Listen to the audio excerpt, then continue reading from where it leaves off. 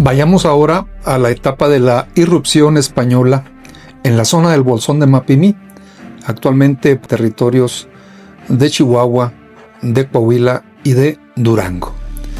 Y es un ensayo elaborado por Chantal Cramusel y Celso Carrillo, denominado Tras las huellas de Juan Mapós.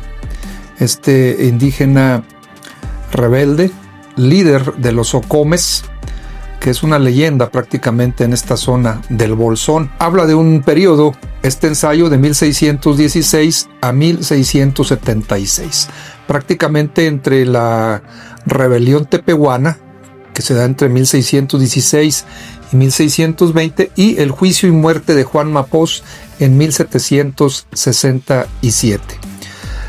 Rápidamente aclara Cramusel que la principal fuente de datos es el archivo histórico del municipio de Parral, fundado Parral en julio de 1631. Esa es la base de datos, la fuente de datos enriquecedora para conocer más de esta situación que se generaba en la zona del Bolsón.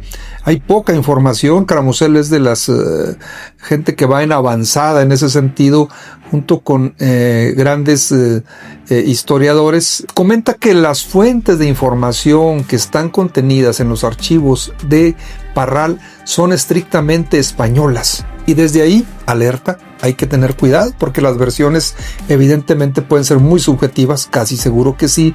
Por lo tanto, este trabajo de Cramusel y de Carrillo es un trabajo intenso de interpretación, de cruzar información, de generar hipótesis, de buscar lugares, a efecto de tener una historia real respecto a esta relativamente desconocida colonización de esta zona geográfica.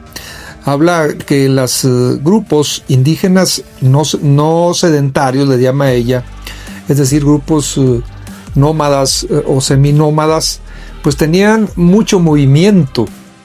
Y es lo que su servidor ha comentado algunas veces en otros videos, que no podemos encasillar a grupos determinados en estas condiciones de pueblos muy movilizados. Les hablábamos de Manuel Orozco Iberra, que trató de darles un nombre a cada grupo, y los contemporáneos le decían que prácticamente era imposible llegar a ello por los niveles de movilización, cómo se mezclaban entre ellos, luego cómo se escindían, se separaban. Era muy complicado en todo este movimiento que se daba en torno a esta amplia región del Bolsón de Mapimí. Las jefaturas eran también muy dudosas.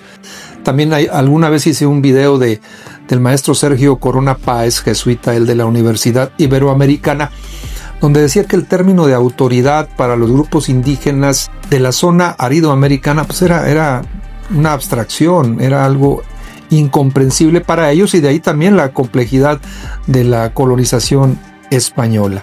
Entonces, esto pudo haberle sucedido a Mapós, ¿no? En el juicio, haber confundido situaciones, haber generado un juicio injusto, culparlo de ciertas situaciones. Lo que sí es que se le conocía a él como un guerrero implacable, como un guerrero decidido, que defendía el destino de los Ocomes, que incluso en el tema de los Ocomes, Cramusel en este ensayo nos habla que también recibían, en esa movilización que había, el nombre de gavilanes en honor al padre de Mapós, llamado Gavilán, e incluso también se les llamaba tobosos.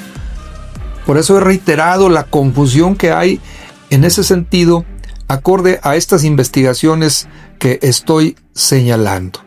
Bien, entonces, el hecho es que era un ambiente sumamente violento. Estamos hablando del siglo XVII, prácticamente inicios, y donde la movilización de estos grupos, que obviamente defendían su territorialidad, defendían su hábitat, pues se dio de manera muy fuerte en contra de las primeras incursiones españolas.